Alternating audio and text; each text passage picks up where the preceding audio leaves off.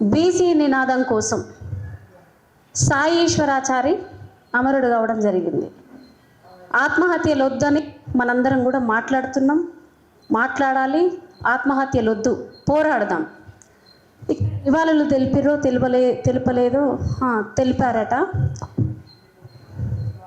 తెలంగాణ నినాదంలో అందరు కలిసి వచ్చిర్రు. రెడ్లు, రావులు, కమ్మలు అందరు కలిసి వచ్చిర్రు. అగ్రకుల మీడియా కూడా కలిసి వచ్చింది. మరి నిన్న సాయీశ్వరాచార్య చనిపోతే ఇక్కడి మంత్రులు లేరు, అక్కడి మంత్రులు ఎవరంటే కేసీఆర్ పాలనలో ఉన్నటువంటి మంత్రులు, తర్వాత కాంగ్రెస్లో ఉన్నటువంటి మంత్రులు కూడా, ఎమ్మెల్యేలు కూడా ఎవరూ కనపడలేదు. ఇక కడుపు చించుకుంటూ కాళ్ళ మీద పడేంత గోస తెలంగాణకే ఉంది. ఎందుకో మనకు ఉద్యమమే అలవాటైనట్టుంది. పాశం యాదగిరన్న నిరంతరం మాట్లాడుతూ ఉన్నాడు. ఇక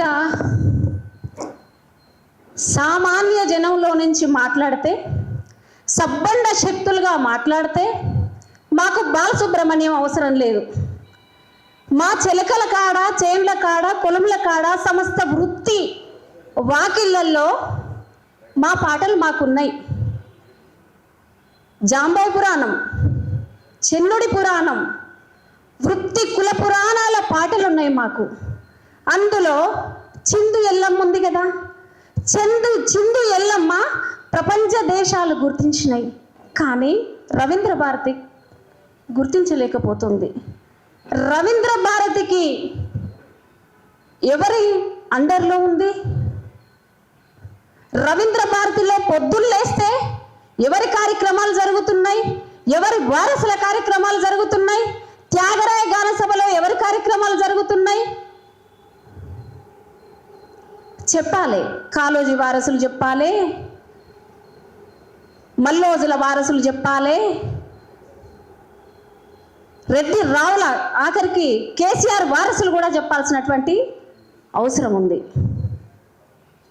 ఇంకా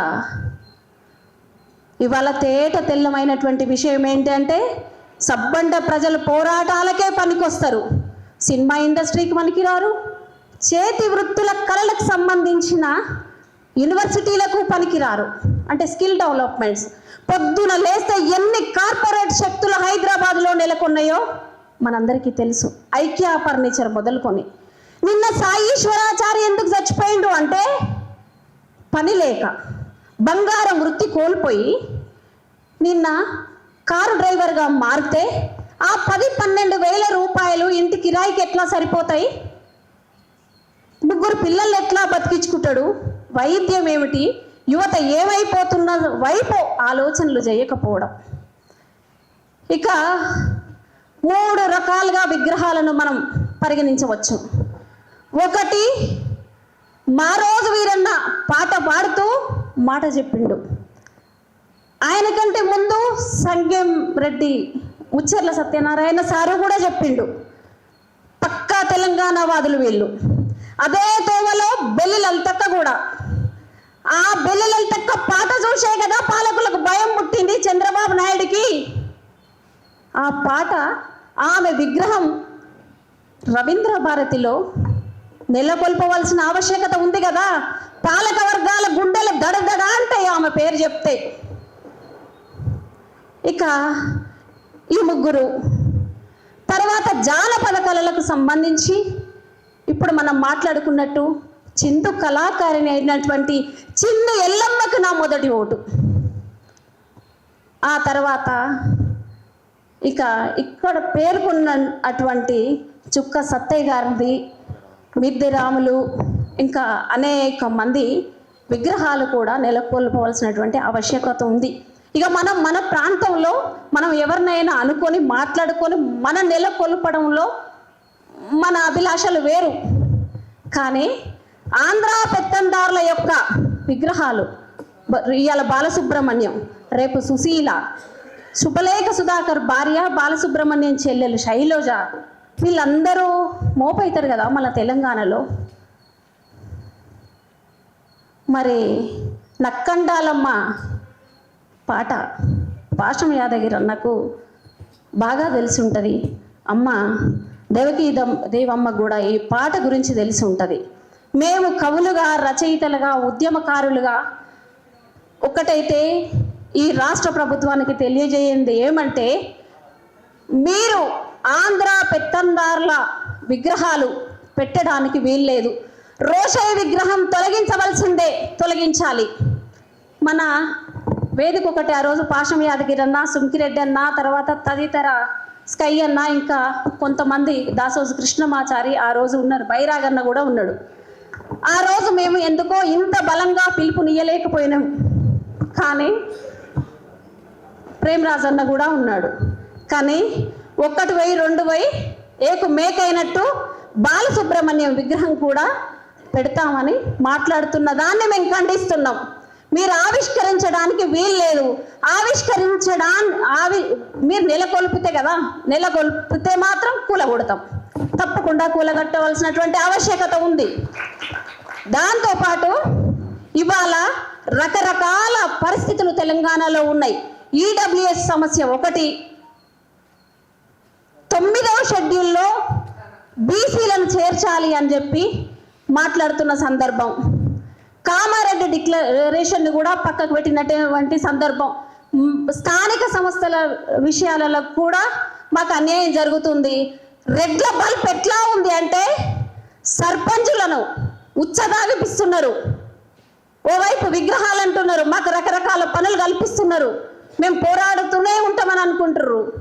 కానీ మీ రెడ్లు, రావులు, బ్రాహ్మణులు ఇవాళ నాకు ఒక ముచ్చట స్పష్టంగా తెలుసుకోవాల్సిన విషయం ఏంటి అంటే, దేశపతి శ్రీనన్న, కొంత దీపు, రమణాచార్యులు ఎందుకు మాట్లాడతలేరు? వీళ్ళు తెలంగాణ వాదులు కదా, వీళ్ళు ఎందుకు మాట్లాడతలేరు?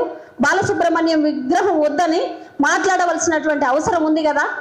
నిరంతరం మనమేనా పోరాడితే ఏముంది? బానిస సంఖ్యలు ఎట్లా, సంఖ్యలు ఎప్పుడు వీడుతాయి, ఏ సందర్భంలో వీడుతాయి?